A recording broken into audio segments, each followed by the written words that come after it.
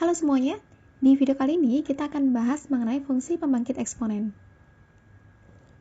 Sebelum kita membahas mengenai fungsi pembangkit eksponen, kita mengingat kembali mengenai bentuk fungsi ini. Apabila teman-teman lihat, ini adalah jenis bentuk fungsi pembangkit biasa. Nah, di video sebelumnya kita sudah bahas nih beberapa definisi dan aplikasi dari fungsi pembangkit biasa. Nah, teman-teman bisa juga cek videonya di kolom deskripsi ya. Nah, kali ini kita akan bahas lebih lanjut mengenai fungsi pembangkit eksponen. Silakan disimak. Bagi teman-teman yang belum tahu, di channel ini ada beberapa tema yang dibahas, diantaranya adalah tentang statistika, penelitian dan publikasi, matematika, dan pendidikan. Nah, bagi teman-teman yang tertarik di salah satu topik tersebut, bisa dicek di bagian playlist. Atau bisa juga dengan melihat indikator nama di bagian kanan dari foto setiap thumbnail. Di situ ada keterangan mengenai klasifikasi setiap videonya. Oke? Definisi dari fungsi pembangkit eksponen adalah misalkan ada suatu barisan bilangan asli, yaitu A0, A1, A2, sampai dengan AK. Nah, fungsi pembangkit eksponen dari barisan A ini adalah fungsi polinom, yaitu fx sama dengan jumlah dari R sama dengan 0, AR, X pangkat R per R faktorial. Jadi, bentuk umumnya adalah X pangkat R per R faktorial. Berbeda dengan fungsi pembangkit biasa, di mana fungsi pembangkit biasa itu tidak dibagi dengan R faktorial, tapi kalau eksponen dibagi dengan R faktorial. Apabila bentuk ini dijabarkan, ini hasilnya adalah sesuai dengan R-nya dimulai dari 0 ya. Jadi A0, X pangkat 0 per 0 faktorial. Plus A1, X pangkat 1 per 1 faktorial, plus A2, X pangkat 2 per 2 faktorial, plus A3, X pangkat 3 per 3 faktorial, dan seterusnya.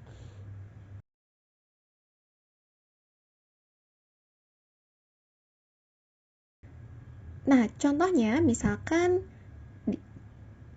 diberikan suatu fungsi, yaitu E pangkat X.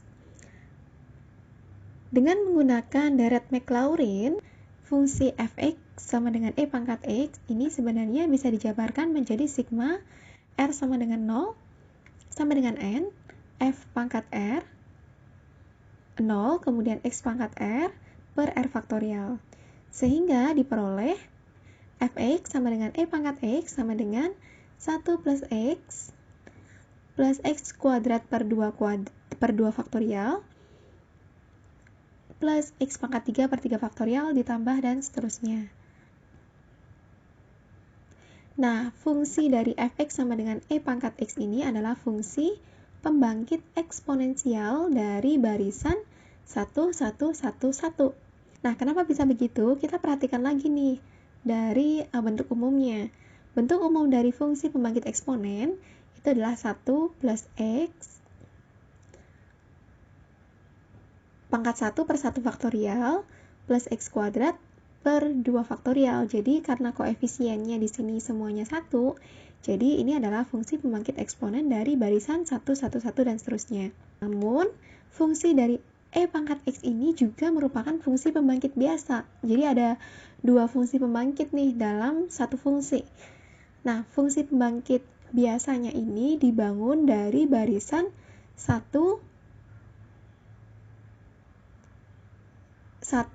nah dari mana 1? Nah ini kan koefisiennya 1. Nah koefisien dari X adalah 1, koefisien dari X kuadrat adalah 1 per 2 faktorial, koefisien dari X pangkat 3 adalah 1 per 3 faktorial, dan seterusnya.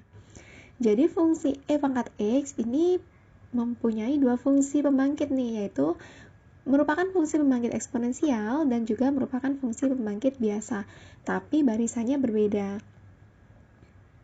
Oke, kita lanjutkan. Apabila untuk fx-nya ini sama dengan E pangkat min X. Jadi karena ini pangkatnya negatif, ini sebenarnya kita hanya membuat tandanya ini berselang-seling, jadi positif negatif, dan seterusnya. Nah, untuk fx sama dengan E pangkat min X, ini adalah fungsi eksponensial dari suatu barisan 1, min 1, 1, min 1, dan seterusnya. Fungsi dari fx sama dengan E pangkat min X ini juga merupakan fungsi pembangkit biasa. namun berbeda barisannya, yaitu barisan dari 1, min 1, 1/2 faktorial, kemudian barisan dari min 1/3 faktorial. Jadi disesuaikan dengan koefisien dari variabelnya. Oke? Nah, contoh yang ketiga, misalkan di sini kita coba nih operasikan antara E pangkat X kemudian dengan E pangkat min X. Nah, ini adalah barisannya. Lalu kita operasikan barisan ini, kita jumlahkan. Kalau misalkan kita menjumlahkan, di sini hanya tersisa yaitu 1 tambah 1. Kalau plus X ditambah min X kan jadi 0, jadi kita nggak akan hitung.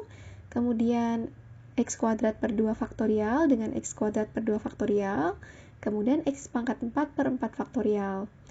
Nah, di sini berarti berselang-seling, jadi kita dapatkan di sini 1 tambah 1, 2, kemudian ditambah 2 kali X kuadrat per 2 faktorial ditambah 2 kali X pangkat 4 per 4 faktorial, dan seterusnya. Apabila duanya kita keluarkan, ini menjadi seperti ini. Kedua ruas kita bagi dengan 2, jadinya di sini E pangkat X plus E pangkat min X per 2. Ini sama dengan, karena dibagi 2 semua, jadinya 1 plus X kuadrat per 2 faktorial plus X pangkat 4 per 4 faktorial. Jadi kita menemukan fungsi baru nih, yaitu E pangkat X plus E pangkat min X per 2. Ini merupakan fungsi pembangkit eksponen dari suatu barisan. Nah, barisannya itu adalah 1, kemudian 0, kemudian 1, 0, 1. Kenapa di sini muncul 0? Karena kita tidak ada X pangkat 1, kemudian tidak ada X pangkat 3 juga. Jadi yang mengisi itu adalah 0. Selanjutnya, kalau tadi kan kita mengoperasikannya dengan dijumlahkan. Bagaimana kalau E pangkat X dengan E pangkat min X kita kurangi? Jadi karena dikurangi berarti kita hanya bisa memperoleh plus X dikurangi dengan min X yang menghasilkan suatu hasil ya. Kemudian ada X pangkat 3 per 3 faktorial dan seterusnya. Nah, selebihnya ini adalah sisanya 0. Kemudian kita hapus. Ini adalah E pangkat X dikurangi E pangkat min X. Kemudian di sini plus X min X, hasilnya adalah 2X. Kemudian ditambah 2 kali X faktorial, 2 kali X pangkat 3 per 3 faktorial ditambah 2 kali X pangkat 5 per 5 faktorial. Nah, dengan cara yang sama, kita keluarkan duanya menjadi X plus X pangkat 3 per 3 faktorial plus X pangkat 5 per 5 faktorial, dan seterusnya. Nah, hasilnya kalau misalkan keduanya dibagi dengan 2, ini kita ganti menjadi min. Nah, hasilnya adalah X plus X pangkat 3 per 3 faktorial plus X pangkat 5 per 5 faktorial, dan seterusnya. Nah, fungsi dari E pangkat X dikurangi dengan E pangkat min X per 2 ini adalah fungsi pembangkit eksponen dari suatu barisan, yaitu 0. Kenapa ke 0? Karena di sini nggak ada satunya. Kemudian 1, kemudian X pangkat 2 kan nggak ada, jadinya 0, 1, 0, dan seterusnya. Oke? Nah, kita coba untuk mengaplikasikannya ini dengan mencari suatu fungsi pembangkit eksponen. Kita mempunyai suatu barisan yaitu 1, min 4, 16, dan min 64. Kita diminta untuk mencari fungsi pembangkit eksponen. Nah, untuk mencari fungsi pembangkit eksponen, kita harus tahu dulu nih bentuk umum dari fungsi pembangkit eksponen.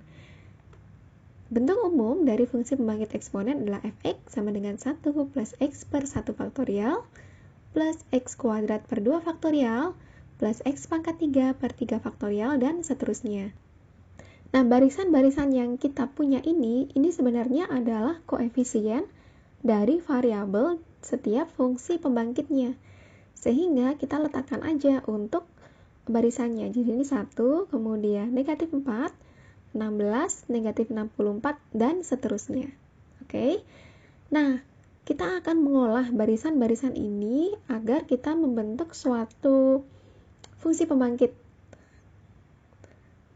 Ini sama dengan 1 plus min 4 X per 1 faktorial, kemudian 16 itu kan sama saja dengan min 4 kuadrat. Sedangkan min 64 sama saja dengan min 4 pangkat 3, dan seterusnya. Lalu, untuk min 4-nya, ini kita kalikan dengan pembilangnya, seperti ini. Jadinya min 4x kuadrat per 2 faktorial, plus min 4x pangkat 3 per 3 faktorial. Nah, teman-teman perhatikan nih. Ini itu sebenarnya sama saja dengan bentuk fungsi eksponen.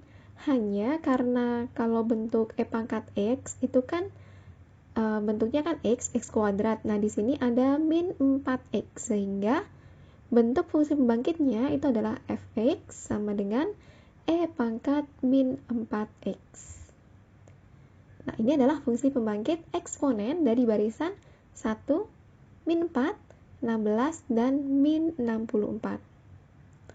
Oke, itu saja untuk video kali ini. Sebenarnya nggak jauh beda antara fungsi pembangkit eksponen dengan fungsi pembangkit biasa. Sekian video kali ini, terima kasih dan semoga bermanfaat. Sampai ketemu di video selanjutnya.